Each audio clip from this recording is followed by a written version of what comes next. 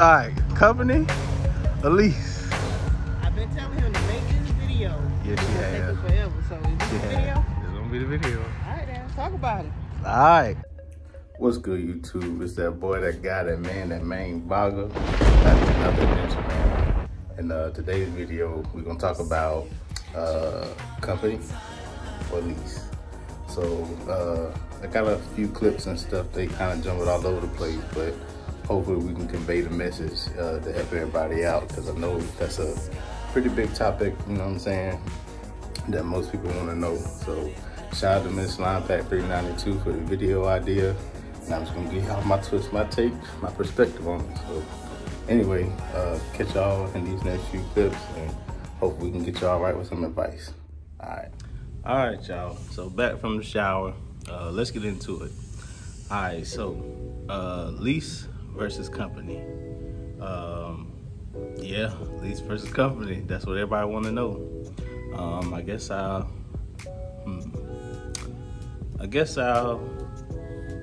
start off with company first. With company, I don't think it's necessarily a bad thing. Actually, I got a little clip, and y'all can drop down in the comments what y'all think or whatever. Let me know what y'all answer is, and then we'll go from there. All right, hold on. All right, so caveat. Now, you gotta be real with yourself. If you know you the type that want to spend all your money as soon as you get it, okay, I'm painting a scenario. Say you ran and you had a check for $3,000. What you gonna do with it? I'll wait. I'ma wait. What you gonna do with it? What you gonna do? You gonna take that money? You gonna go to the mall? You gonna go online shopping, Amazon, whatever? All right, so yeah, man, if that was your answer, if you the type that are gonna blow that bread, nah, man, don't go lease. You definitely gotta manage your money or whatever. So I guess a pro company would be the fact that there's less that you have to necessarily worry about. So you'll be on W-2, so just like any other job, like a regular, any 9-to-5 warehouse, whatever you were doing before trucking, be like a regular job. And so when they send you the load, you know that's where you go. You don't really have to write the refuse loads as forced dispatch. They also pay you by cent per mile. I can't remember exactly what the rate is right now, what the going rate is. But, you know, I mean, for some people, that's cool with them. I mean, ain't nothing wrong with it. You just, like I said, you just really got to know yourself. You really got to know yourself. And so for some people, that's the big pro, the fact of the stability. Like, you ain't got to worry about your fuel. None of that. Company pays for all that. Pretty much all you do is do your job and get your check every Friday. Get paid pay period is Wednesday to Wednesday, but for my bank, I get it by Friday or whatever. So every week. So you just get your paycheck every week and keep it moving. Another thing about company is, this could kind of be like a pro or a con, is the fact that your home time, your time off. So with company, you get, 1 week or 7 days is 1 day off. So if you do like 4 weeks straight, you get 4 days off. Some people, that's a pro. And the reason why I say this is because some people just like to stay out. Some people, I mean, I know people that I went PSD with, like, they didn't really have a home to go back to. So they wanted to stay out for a whole year. I know one dude, can't remember his name, but shout out to him. He was like one of the funniest dudes in the class. He packed his stuff up for a whole year, canceled the insurance on his car, all that. He actually already had a semi truck. He was, pretty successful before, but he just wanted to get his experience in. So for him, the best thing was just to go company. He canceled insurance on his car. He was Airbnb his apartment, and he really didn't have much to go back to. So he just stayed out, decided to go company.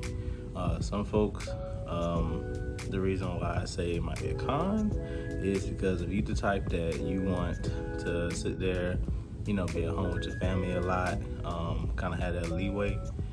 I mean, 4 days out of 4 weeks, I say in my opinion, it's not that much.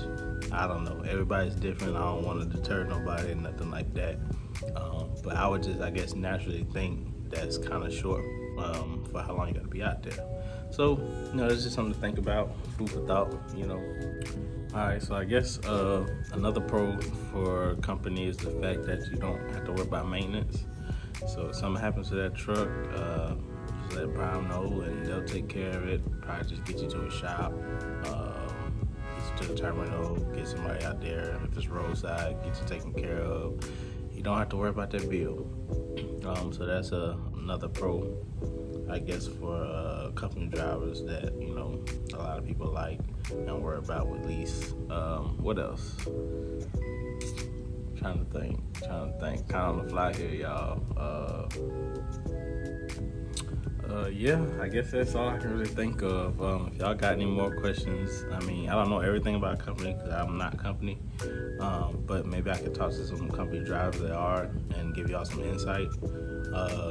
Drop down in the comment section. Let me know if y'all got any questions, if I can help you. You know what I'm saying? Y'all already know I will. So anyway, let's move on to Lease. No, either. I almost did company myself coming out of PSD. I almost did company myself, but just the numbers are there. And now that I actually have done that for about a year, I don't regret it whatsoever. Now, when I first got on this truck, let me get in front of you. Oh, okay. When I first got on his truck, I was going to do company. Now, I'm going to do that Lease. See? We got one. Do that Lease. We got one, for real. Let's move on to this Lease. Shout out to all the Lease drivers. Shout out to all the company drivers, truck drivers, period, because ain't no hate. It's all love over here at Prime. We all do the same job. But anyway, all right, so pros of Lease. One thing is that you are your own boss. Now, when you do Lease, you'll have your own LLC. For me, I already had mine because I previously tried like another trucking endeavor before with box trucks and tried to do my own authority and the whole nine. That's a story for another day. It might be another video. It just ain't necessarily work out. I guess it wasn't time for me. Anyway, I already had mine, so that was pretty easy. Like when I did my upgrade process, just gave them my paperwork, my EIN and all the other stuff. And yeah, they just add you in the system. If you don't already have an LLC, it's still okay though, because Prime help you with that. So they got a company called Advocates that they work with, and I think it's like, I want to say like $250 or $300 or something like that, if I'm not mistaken. If I'm wrong, y'all don't kill me. But yeah, for that little fee, they'll set up your whole business and everything for you. And with that fee, you don't necessarily have to pay it up front. They can add it into your settlement. You'll just, pay it off or whatever after you start making some money to the truck when you upgrade. So that's a good resource. Like I said, you be your own boss. You got your own LLC, so you kind of move on up in that 1099 world. You know what I mean? All right, so the next pro is, I would say, there's more earning potential as a lease operator. That just flat out is. Will you have down weeks? Yeah. But overall, conceptually, there is more earning potential for doing the same exact job. Like I said before, company is cents per mile. I really don't know all the rates. I know it's 50-something cent, or depending on if you join somebody's mini fleet, they might pay you 60 cents, or it's out. It's a lot of different stuff. But anyway, as a lease operator, you get paid 72% of your load as a reefer, and I think it's 71 for tanker. And I don't know about flatbed. I don't know if flatbed is 71 or 72% of the total line haul. And so when they send the load over to you, it'll already be calculated, so you know up front, what you're gonna get with the fuel surcharge and all that other stuff. And now I'll talk about the fuel surcharge here in a second. But yeah, so more earning potential, doing the same exact job, going to the same places. It's just, you get paid more for it because technically you do have more responsibility. So yeah, more earning potential. But yeah, the next pro is I would say home time. That's what a lot of people like. That's honestly kind of what sealed the deal for me as far as going lease.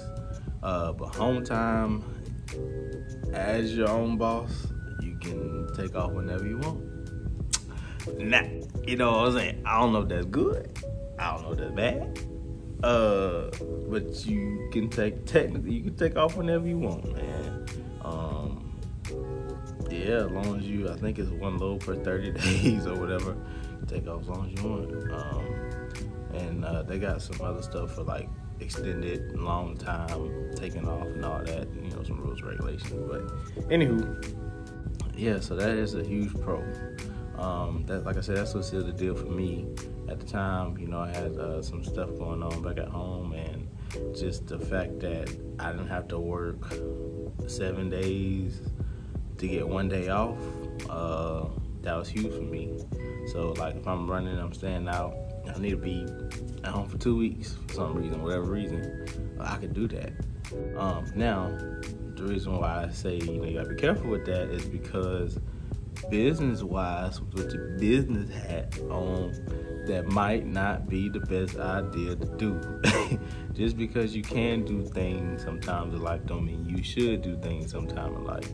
So, if you know that, okay, I don't have it in my e-fund, because I ain't set up my e-fund because I'm being procrastinating on that, or I don't have it to cover that truck payment, because that truck payment gonna come every week, guaranteed, unless you do like a payment forgiveness after a couple of years, or that you get as a little perk, or whatever, however you work it out. But that payment gonna come every week. So if you don't have measures in place to be able to afford to take home time, you probably shouldn't take home time, man. You feel me? Man, just stay out there, stay running, man, get your bread. That's what we were doing it for. That's what we're doing it for anyway. So yeah, so that's home time. Like I said, that's still the deal for me, man. So with that being said, it's kind of like a segue to my next point. You more control your own life. Yeah, some stuff I ain't gonna say necessarily have the answer to, but you have to, I guess, partner with or be willing to compromise with. For example, like stuff with your fleet manager, like that's a partnership or whatever. There's just certain things with success leasing or whatever, like whatever's in your contract or whatever. So,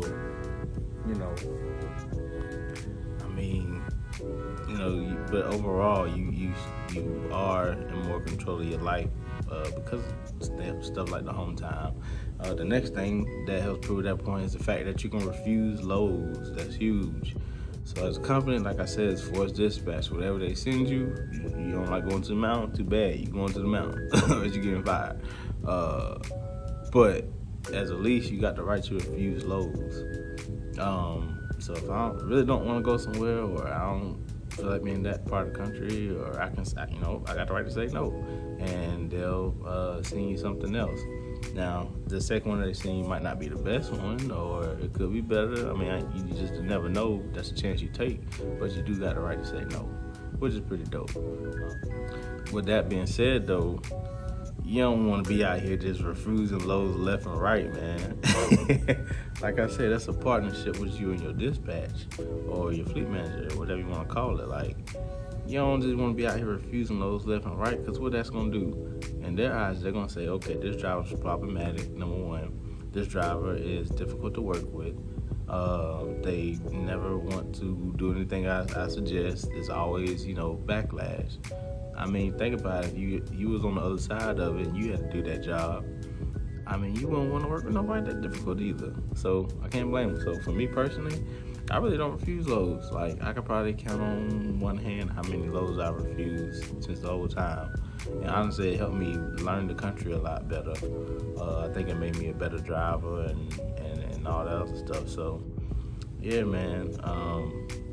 You have to refuse loads, but just be careful on, you know, what you refuse and how much you refuse and all that other stuff like that, so you don't end up building a bad relationship.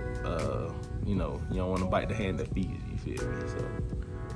So anyway, I guess that's about all I can think as far as the pros. I'm sure it's more, like I said, it's kind of on the fly. Yeah, kind of random, so y'all bear with me. But like I said, again, y'all got questions or whatever, y'all hear stuff, you know, he say, how's it say? He say, she say, or whatever, however that saying goes. Drop it down in the comments or whatever, and I'll try to get back with you and, you know, get you some answers or some clarity, at least the best of my ability. So let's get to some cons about leasing. So one con is, like, you are responsible for that truck. So anything trailer related, so if you get a trailer wash or maintenance to the trailer, something goes wrong with the trailer, Prime takes care of that. But anything that goes wrong with that truck, that's on you. Now, there's always something. That's not necessarily a bad thing, though, because one good thing about Prime is they got good equipment. So, what happens with good equipment? That means they got that warranty, and I'm gonna give you a personal story that just happened as far as that. So that warranty came in clutch. So my truck just had to go in the shop for about, I think it was about like a week, if you include the weekend or something, maybe about 10 days or something like that. But anyway, it was about like $5,000 to $6,000 worth of repairs that needed to be done. And guess how much I had to pay out of pocket? Guess. $128. And guess why? It was for something that I did. I did. So that warranty come into play. What they ended up fixing was the driver's side door handle. And Miss Limepad, if you see this video, she be saying I be closing the door real hard. I don't be trying to, but that's probably why the handle broke, to be honest.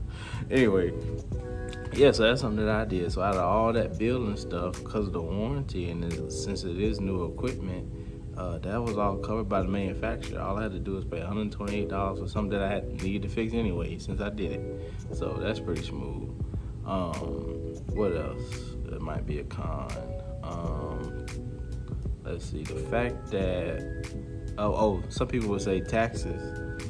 So like I said, you are 1099 and not W-2 like a company driver. But it's not as bad as people think. Like, people be running and so scared of responsibility, man. We adults, bro. Grow up. Like, grow up, bro. You gotta do taxes anyway, just like you go to H&R Block or whatever. Jackson Hewitt, get Joe Smo from around the way, old baby and them do your taxes. You know what I'm saying? Like, you gotta do taxes anyway as a regular employee. So it ain't no different. The only difference is the fact that you gotta keep up with receipts now, and instead of maybe getting money back, you gotta pay. But you making the money, like the numbers are there, like tenfold. You know what I mean? The numbers are there for you to still make a profit. So like with me with taxes, and that's another thing, they got a whole business class that teach you about that stuff, a whole tax class. So from what I learned, he said most people need to do between 20 to 30% as far as taxes. And the reason why it varies is because everybody's tax situation is different. Some folks got kids, some people got wives or dependents or whatever, some people single. So, you know, at the time I did mine as single or whatever. And yeah, so I do 30%. Now, is that overkill? Probably. Like, I shouldn't have to pay, as far as what I've been saving, because I save every check I get, I take out that 30% off top. That's one of my expenses. I take that out of whatever my net due to unit is on the settlement or whatever. So I take that off top. But I mean, what I've been saving, you know what I'm saying? I'm not gonna lie to y'all. I ain't gonna tell y'all the exact number, but I say in the time that I've been driving, it's a big number. More than, I say this, it's more than what I ever thought. I could do before trucking in that short amount of time, and I'm not gonna have to pay all that. So in a sense, it's like I use it as a savings tool. So my 30% is like a savings tool. It's kind of like hiding money for myself. You know what I mean? So don't let like the taxes part of it, you know what I mean? Like don't let that stop you from getting more for doing the same job, bro. But yeah, so like I said, some people, they don't do 30%. Some people do 20% or 22. They got dependents of kids that help, you know, that help out. You ain't got to do as much and stuff. But it's just being an adult. You just keep up, all you do is keep up with your receipts. Write down your expenses. If you don't already have a tax professional, I have one. My sister owns a tax business, Wise Tax Services, in Hinesville. If y'all want to use her, let me know. She does, you know, mobile stuff as well. You don't necessarily have to be there. She can still do it. But anyway, Prime has advocates. They got somebody to help you with your taxes. They do. Yeah, so same thing. Same people that do your LLC for you, they'll help you out with your taxes and all that. They'll give you like a little sheet of paper. You just fill it out or whatever, like you do a regular sheet of paper with your expenses and all that stuff, your fuel costs and all that, and they'll deduct it. And then whenever it's that time, if you decide to do it quarterly, and which I would highly recommend because you get more tax benefits, versus not as much earned income that is taxed. That's a whole nother video. They'll hit you up and be like, hey, this is what you owe. And if you save properly, like you should, like a responsible adult, you'll be good. The money will be there to pay that, and then you'll still have all this other earned income that you have. You know what I mean? So anyway, that's taxes. What's next? Another con, I guess, would be fuel costs. So you do gotta pay the fuel as a lease operator. You do have to pay that fuel, but again, you gotta be a Prime. You know what I mean? They help you out, man. They help you out. Number one, we get discounts. So whatever the pump price is, most of the time you're getting about $1 off. And they actually said in a meeting a couple weeks ago, they're gonna be talking to the major three, like TA, Loves, and Pilot, and all that stuff. And they're gonna try to work out even more of a discount to help drivers out during this down market time. So what is that gonna do for you as a lease operator? That puts more money in your pocket. That's saving you bread that a regular owner operator will have to dish out. Like I know other drivers, like other true owner operators and stuff like that, they got factoring companies and all this stuff to give you a little discount. But I mean, me personally, I don't know nobody that's giving you $1 potentially more off right now. Oh, somebody's walking by. So yeah, I mean, yeah, you gotta pay for your own fuel, but again, the numbers are there to where you should be more than profitable than what your expenses have to be. So, yeah, that's fuel in a nutshell, I guess. Like I said, just ask me questions if y'all, need some more answers or whatever. So, I guess to sum up the cons for lease is just overall more overhead. But like I said, when you do your research, and this is something I did, because like I said, I almost went company now. I almost did. It was the time off and the numbers that convinced me to go lease. But yeah, like if you look at the numbers and the ratios, even though it's more overhead, you're making more than your overhead. And that's what basic budgeting as a functional adult.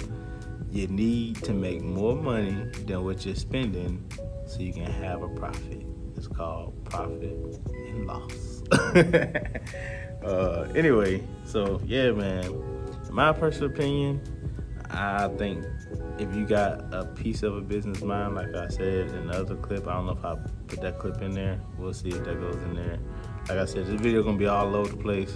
I got clips coming here, clips coming there. I got special guests, hint for the end of the video. But yeah, to be for real.